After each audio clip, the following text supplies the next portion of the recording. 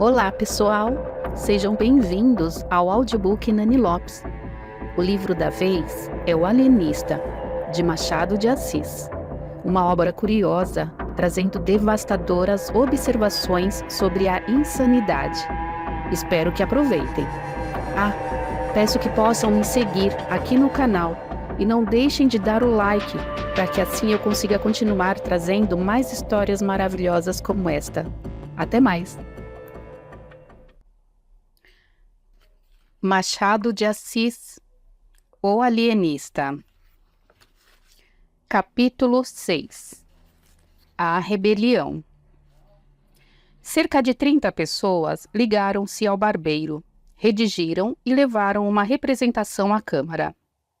A Câmara recusou aceitá-la, declarando que a Casa Verde era uma instituição pública e que a ciência não podia ser emendada por votação administrativa, menos ainda por movimentos de rua. Voltai ao trabalho, concluiu o presidente. É o conselho que vos damos. A irritação dos agitadores foi enorme. O barbeiro declarou que iam dali levantar a bandeira da rebelião e destruir a Casa Verde. Que Itaguaí não podia continuar a servir de cadáver aos estudos e experiências de um déspota. Que muitas pessoas estimáveis e algumas distintas, outras humildes, mas dignas de apreço, jaziam nos cubículos da Casa Verde. Que o despotismo científico do alienista complicava-se do espírito de ganância, visto que os loucos ou supostos tais não eram tratados de graça. As famílias, e em falta delas, a Câmara, pagavam ao alienista. É falso, interrompeu o presidente. Falso? Há cerca de 2 semanas, recebemos um ofício do ilustre médico em que nos declara que, tratando de fazer experiências de alto valor psicológico, desiste do estipêndio votado pela Câmara, bem como nada receberá das famílias dos enfermos. A notícia deste ato tão nobre, tão puro, suspendeu um pouco a alma dos rebeldes. Seguramente, o alienista podia estar em erro, mas nenhum interesse alheio à ciência o instigava. E para demonstrar o erro, era preciso alguma coisa mais do que arruaças e clamores. Isto disse o presidente, com aplauso de toda a Câmara. O barbeiro, depois de alguns instantes de concentração, declarou que estava investido de um mandato público e não restituiria a paz a Itaguaí antes de ver por terra a Casa Verde. Abre aspas, essa Bastilha da razão humana, fecha aspas, expressão que ouvira a um poeta local e que ele repetiu com muita ênfase. Disse, e a um sinal, todos saíram com ele. Imagine-se a situação dos vereadores. Urgia obstar ao ajuntamento, à rebelião, à luta, ao sangue. Para acrescentar ao mal, um dos vereadores que apoiara o presidente, ouvindo agora a denominação dada pelo barbeiro à Casa Verde. Abre aspas, Bastilha da razão humana. Fecha aspas. Achou-a tão elegante que mudou de parecer. Disse que entendia de bom aviso decretar alguma medida que reduzisse a Casa Verde.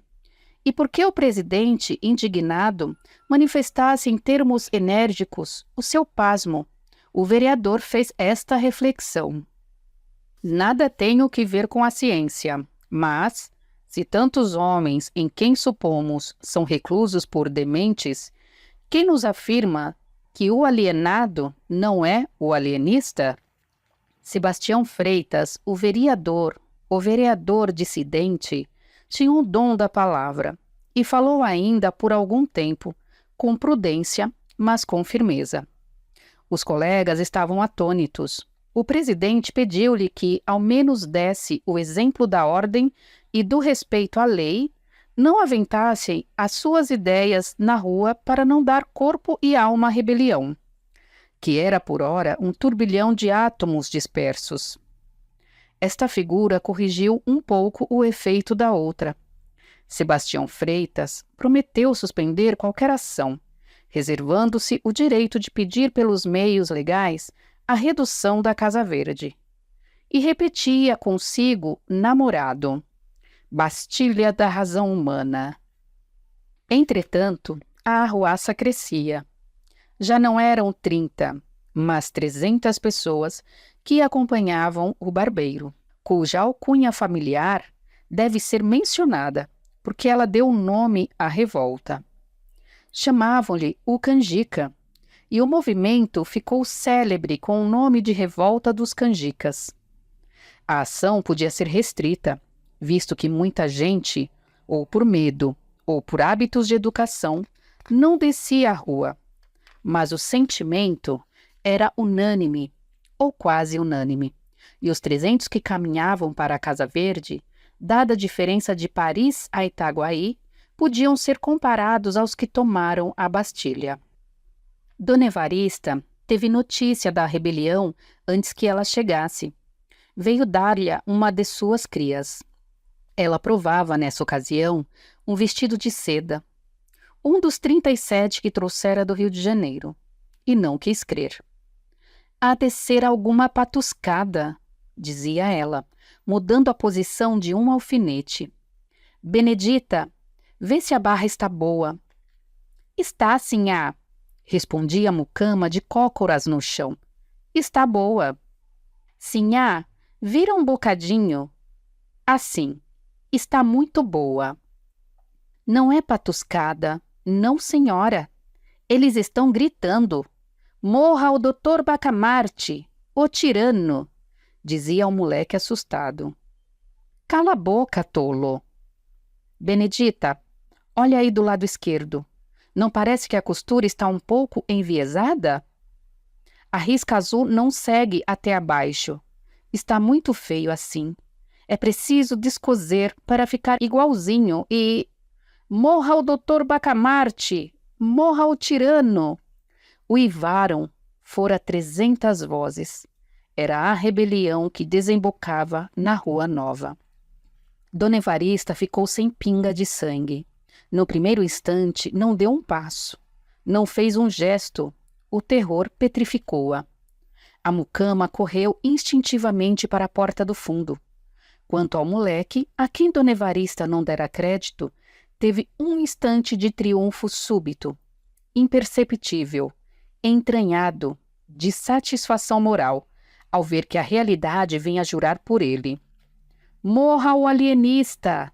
Brandavam as vozes mais perto.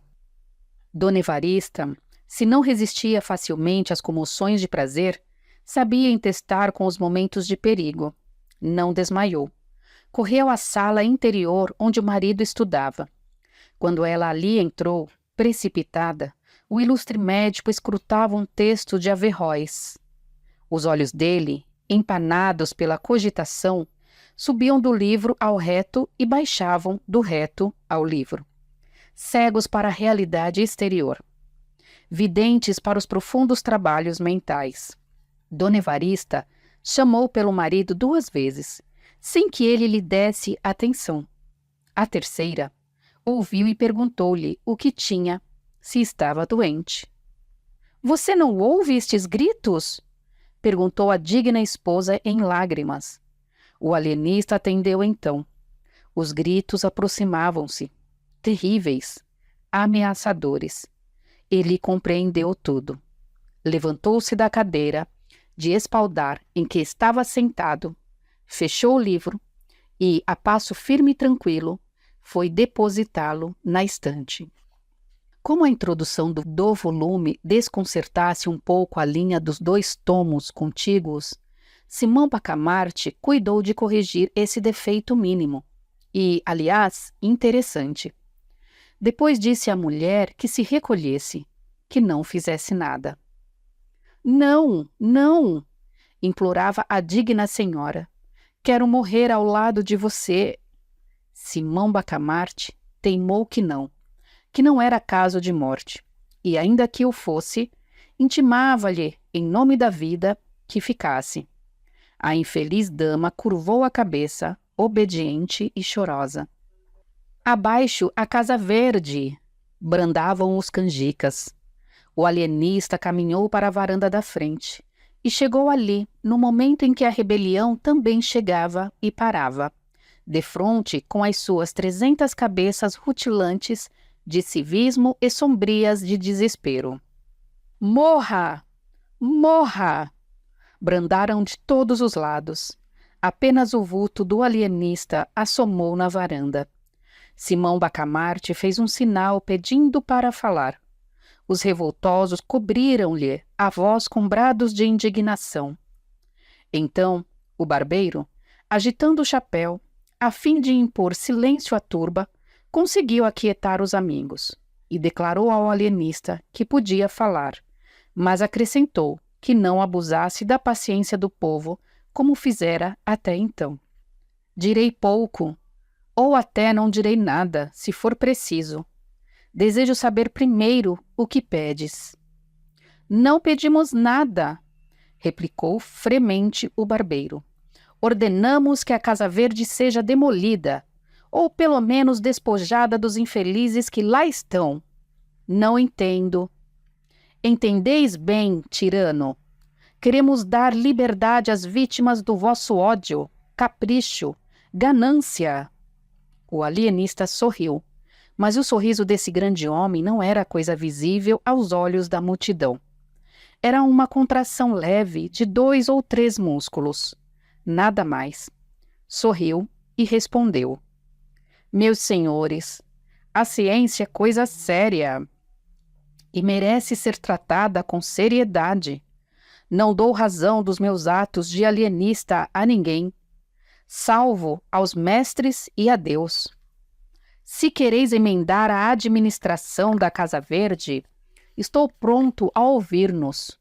Mas, se exiges que me negue a mim mesmo, não ganhareis nada.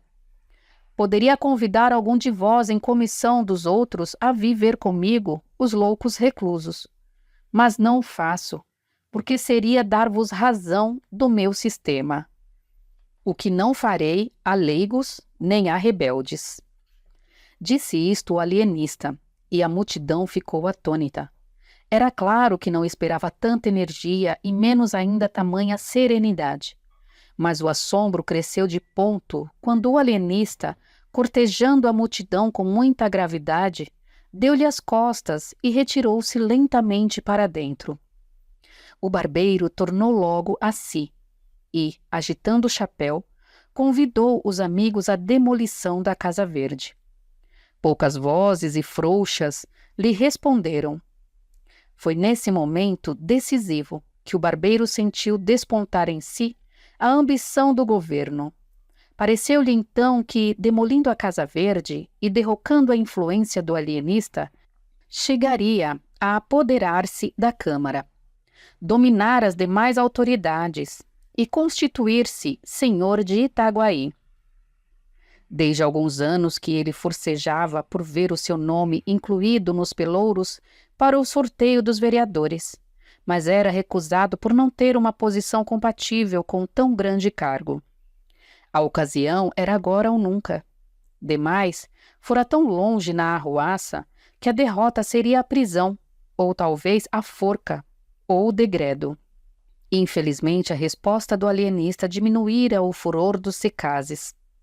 O barbeiro, logo que o percebeu, sentiu um impulso de indignação e quis bradar-lhes: canalhas! Covardes! Mas conteve-se e rompeu deste modo: meus amigos, lutemos até o fim. A salvação de Itaguaí está nas vossas mãos dignas e heróicas.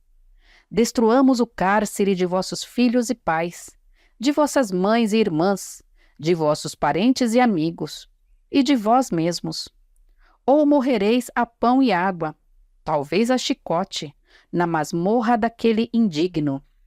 E a multidão agitou-se, murmurou, bradou, ameaçou, congregou-se toda em derredor do barbeiro. Era a revolta que tornava a si da ligeira síncope e ameaçava arrasar a Casa Verde. Vamos! Bradou Porfírio, agitando o chapéu. Vamos! Repetiram todos.